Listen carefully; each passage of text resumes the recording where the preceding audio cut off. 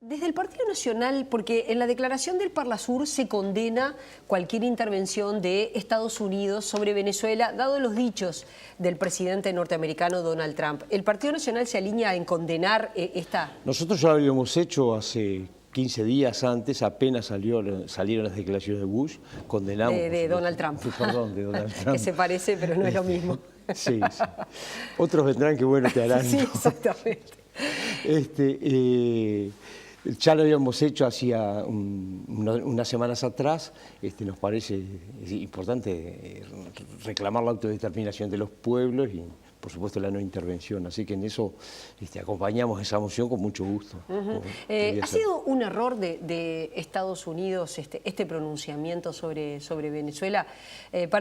Porque hay muchos analistas que dicen ha sido un error hasta estratégico, porque en un momento donde hay muchas críticas sobre el gobierno venezolano, el continente ahora respalda obviamente a Venezuela y al gobierno venezolano en esta andanada de Estados Unidos. A ver, ¿no? Yo separo el tema en dos cosas. Primero, ha sido una cosa totalmente trasnochada. No vivimos la década de los 60, aunque la dictadura de Venezuela nos haga acordar a otras dictaduras de los 60 o de los 70, no tiene nada que ver. Nos parece que el planteo que hace Estados Unidos es una cosa loca que solamente puede pasar por la cabeza de su actual presidente y no tiene nada que ver con la realidad. Yo supongo que eso, además, no me imagino Estados Unidos, las instituciones de Estados Unidos, hoy tomando una medida de ese tipo. Ha pasado un tiempo más que prudencial para hacer determinadas cosas. Lo que sí es complejo es toda la visión que tienen los propios venezolanos. Nosotros tenemos la suerte, yo este tema lo vengo tratando hace mucho tiempo. Desde la primera sesión del Parlasur yo planteé la creación de una comisión que estudiara las libertades de prensa porque estaba clausurada RCTV. No sé si tú recordás el episodio sí. Con el embajador que hizo esas acusaciones típicas de los dictadores, cachorro del imperio. Antes decían comunista, ahora cachorro del imperio. Pero los venezolanos, cuando tú hablas con ellos, nos dicen que la gente le está planteando ese tema, lo cual a mí me importa poco si quiere la gente que le planteen ese tema, porque lo que ven es que no se pueden sacar un gobierno que es dictatorial, que va dando pasos, que avanza, que las muertes están, y hay una discusión allá dentro de la oposición, que la oposición es variopinta, ¿no? Hay distintas opciones, el Partido Socialdemócrata, el ADECO integra la socialdemocracia, COPEI integra la Internacional Social Cristiana, la Internacional Demócrata Cristiana. Vio que hay gente que no apoya al gobierno de Nicolás Maduro y ve esta tendencia, pero también ve en sectores de la oposición, que de pronto son los que más aparecen en la prensa, que también tienen apoyo, los ven también con actitudes golpistas. Porque a ver, en todas las elecciones que hubo en Venezuela, cuando la oposición decididamente derrota al gobierno de Nicolás Maduro en una elección donde participan 14 millones de personas, donde realmente la oposición gana por cifras muy significativas, gana estas mayorías parlamentarias que ahora esta Asamblea Constituyente sustituye. En ese triunfo, la oposición venezolana inmediatamente sale y dice, en 6 meses vamos a cambiar este gobierno. Hay una actitud que yo, a ver, como observador de Venezuela y, por ejemplo, charlando el domingo charlé largamente con William Dávila, el presidente de la Comisión de Asuntos Internacionales del Parlasur y con los distintos actores, uno la va mirando que es bastante diferente la de algunos opositores a otros. El decir vamos a la calle hasta que caiga el gobierno no alcanza, no se puede decir eso al barrer, al voleo, y también ha habido un problema grande en las negociaciones con el gobierno, porque cada vez que se han sentado, a ver, hay una realidad, en Venezuela hay un gobierno autoritario, para mí dictadura, pero pongámonos para ponerlo en consenso, hay un gobierno autoritario, no respeta las instituciones, hace una constituyente que es como que le dijera, vamos a elegir un tercio, la oposición no se presenta y los otros 2 tercios son el PIT-CNT, la FEU. Sí, lo que apoya al gobierno, digamos, es decir, sobre representar al gobierno. Y ahí no está la oposición. La constituyente saca al Parlamento, le saca sus funciones y se encuentran en una discusión. La realidad es que los tipos de Venezuela tienen que salir negociando, de Venezuela tienen que salir hablando, con movilización, pero también hablando. Entonces, cuando se sientan a hablar... Ha habido como una actitud hostil de ambas partes, teniendo en cuenta que siempre un gobierno tiene más responsabilidad, ¿verdad? A ver. Pero ha sido hostil, porque la oposición uno tiene la impresión, además han sido así sus declaraciones, que desde un primer momento que gana la elección Nicolás Maduro, deciden no reconocerlo. Y ahí empiezan una andanada de declaraciones que después, obviamente, termina en violencia y donde hay acusaciones mutuas. El gobierno reprime, la oposición sale a la calle con violencia. La violencia está como a la orden del día. Los venezolanos son de un talante gritón de decirse cualquier cosa y de no lo vamos a permitir, y una radicalización que quizás nosotros no estamos muy acostumbrados, ¿no? Metol decía, son Caribe, no lo midamos con los criterios del Río de la Plata, son una cosa bien distinta. Lo que hay dentro de la oposición, y yo lo he podido constatar en distintos actores, es que cuando uno se sienta a negociar, los que están afuera les reclaman que sean más duros. Y claro, si uno endurece el discurso y le pide, no va a haber acuerdo. Y si la afuera le dice, ustedes son entreguistas, se empieza a entreverar. Entonces, sí, esa negociación tampoco ayuda. Tampoco ayuda que el gobierno no haya escuchado bueno, las recomendaciones del papado, lo de Zapatero. Ha habido muchas cosas. Hay que acordarse también que este presidente entró y dijo que él hablaba con Chávez por medio de un pajarito, ¿no? No estamos hablando es realismo mágico. La cabecita de Maduro es realismo mágico. Sí, pero ustedes admiten que de ambas partes se pone poco para llegar a un acuerdo, para salir de este clima de confrontación, que no hay voluntad de ninguna de las partes, que no hay voluntad del gobierno y que por lo menos yo no... Obviamente que yo no hablaría de toda la oposición, porque toda la oposición hay muchos representantes. Yo digo de los más notorios. Han salido intentando incendiar la pradera, como se suele decir. Por ejemplo, a ver, hace casi 10 años trajimos la Comisión de Derechos Humanos, junto con la actual intendenta Adriana Peña, a Leopoldo López. ¿Quién era Leopoldo López en aquel momento? Era un señor que había sido alcalde del Chacao con una gran trayectoria y que venía primero en todas las encuestas para ser alcalde de Caracas.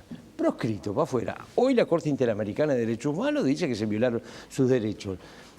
A mí me puede gustar o no la actitud radical de Leopoldo López. También fue y se entregó a la justicia, se entregó a los militares cuando fue reclamado y no intentó hacer una revolución ni irse del país.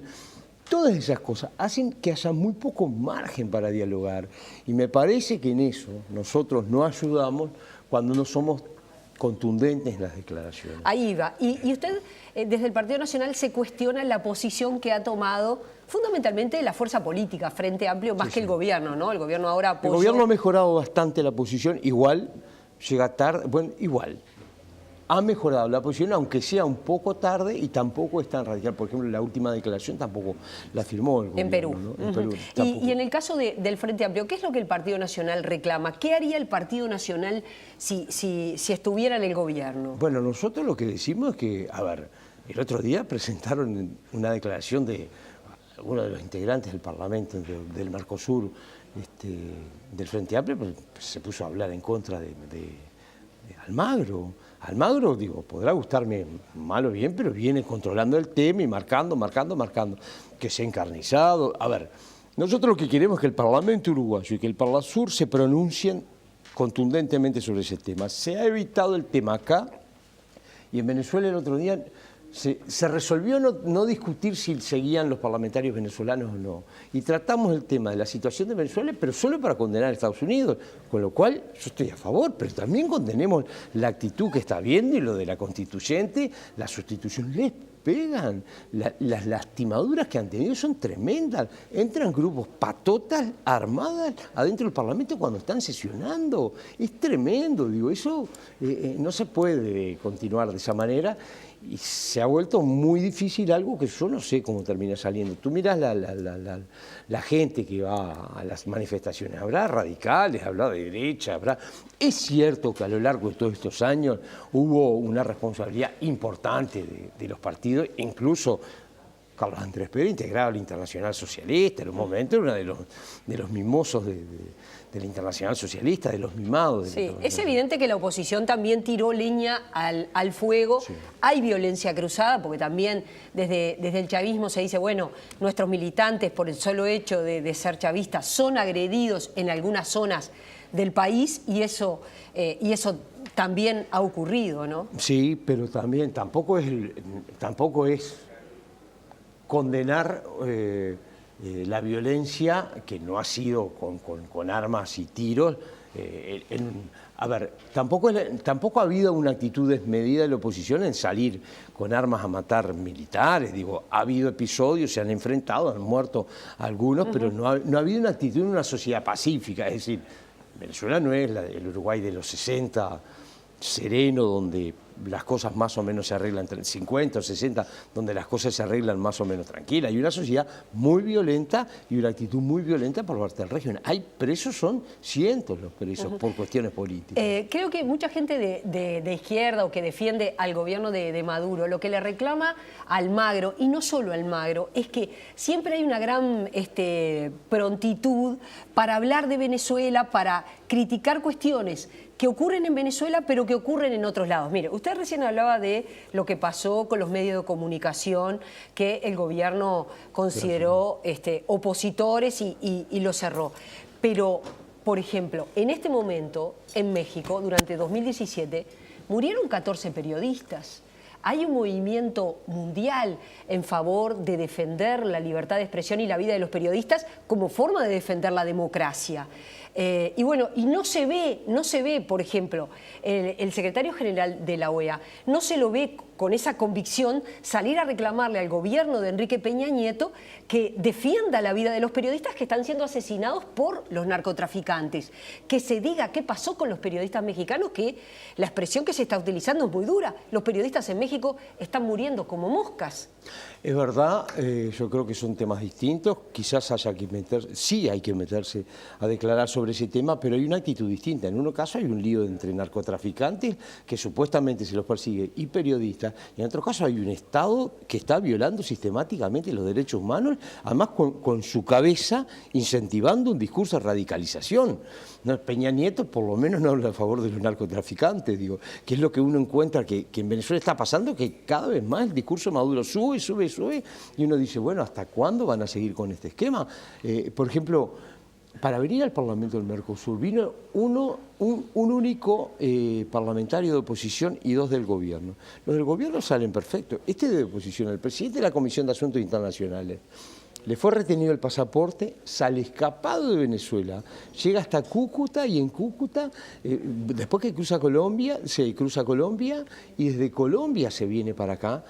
Es complejo para poder venir a hablar. La situación es, o estás con el régimen o te hacemos la vida imposible. ¿Cobran los salarios que cobran?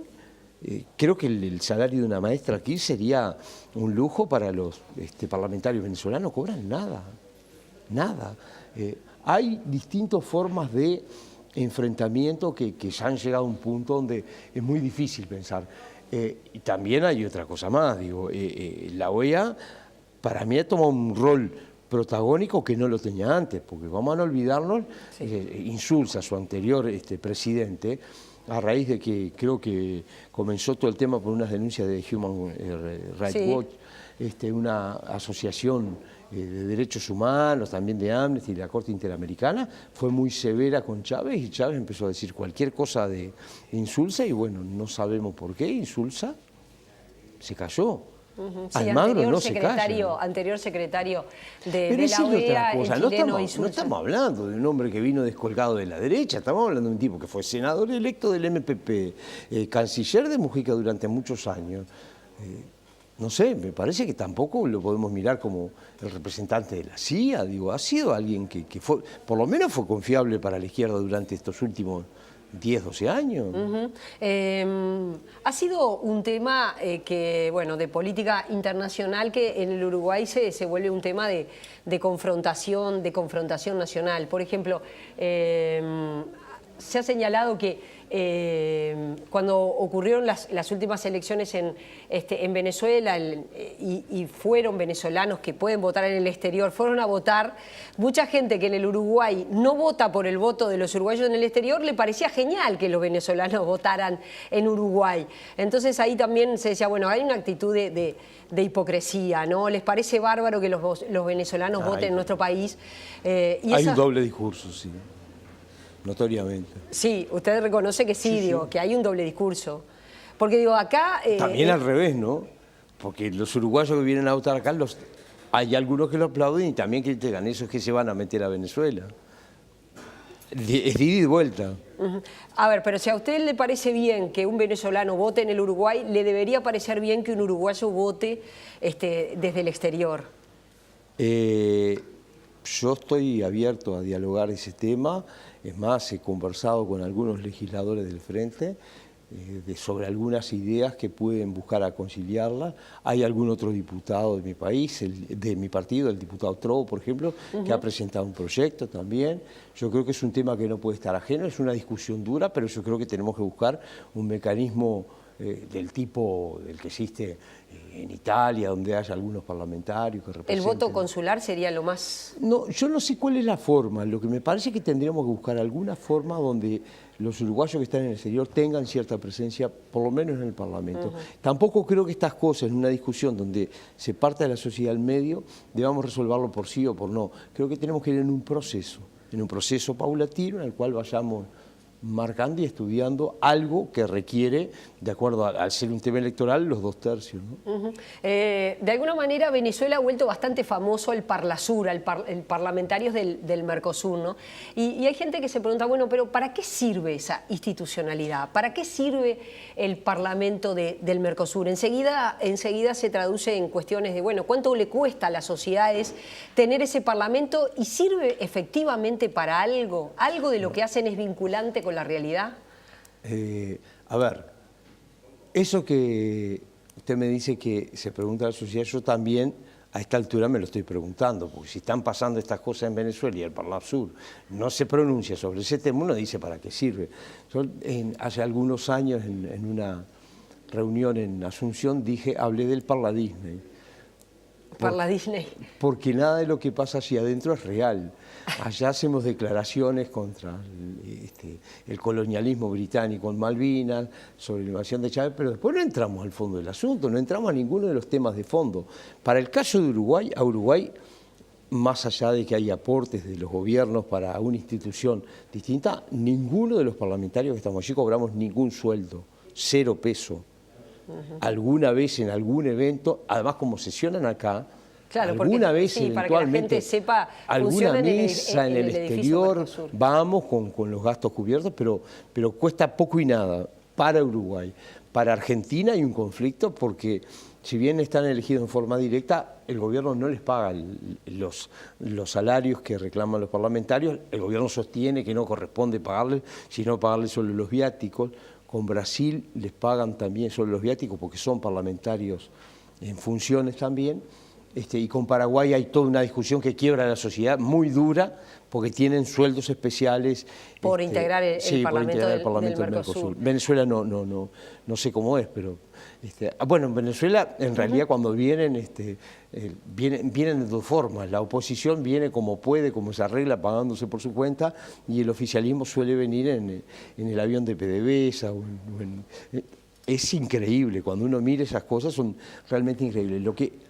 Yo creo que tener un ámbito de parlamentarios de integración es importante. Antes de esto existía la CPC, la Comisión Parlamentaria Conjunta. Eran avances importantes, es decir, que intercambiaban ideas sobre legislación. Si nosotros vamos a un sistema de integración que hoy está muy cuestionado, donde el Consejo Mercado Común y las demás instituciones tienen un rol protagónico importante, tiene que haber también un ámbito desde los parlamentarios donde todos en conjunto miren qué es lo que se está haciendo. Parece ser el siglo XXI, los Estados-naciones ya llevan 2 siglos.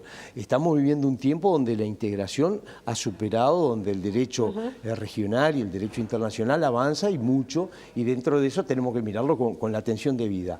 el tener un ámbito, un foro de debate de esos temas, y ojalá pudiera ser también de dictado de normas, aunque no fueran obligatorias, que es lo que se pretende, para mí no está mal. Lo que está mal es que lo utilicemos mal, que lo utilicemos como un... Que esto no se transforme como se ha venido transformando en el Foro de San Pablo. Son declaraciones contra el imperialismo, declaraciones en contra de Estados Unidos, declaraciones cuando no, contra la Unión Europea, y dale, y después no pasa nada con este tema. En Venezuela habían matado en una semana 40 personas y uno en Paraguay, y pasamos una discusión de qué tema tratábamos ese día, tratamos Paraguay. El lío del Congreso, que estaba muy mal, un muerto. Y no tratamos lo de Venezuela, que había 40 y que había un problema institucional que no lo había en Paraguay. En Paraguay hubo... Se puede condenar esa persona muerta, que una persona siempre tratar las dos cosas. Es importante y se puede tratar las dos entonces, cosas. Entonces, esa actitud patotera, que en el fondo es patotera...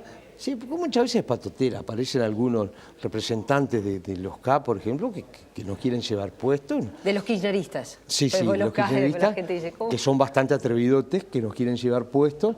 Esa actitud que ha habido, parecen las actitudes que en alguna época nos acostumbramos a ver en una asamblea que se tiraban a las 2, 3 de la mañana y se votaban cuando ya toda la gente normal se iba a dormir, no los militantes, no los que nos quedábamos hasta sucumbir. Yo creo que eso, el Parlasur, se ha transformado un poco en eso, por eso decía, es el Parla Disney. Nada de lo que pasa allí adentro es real.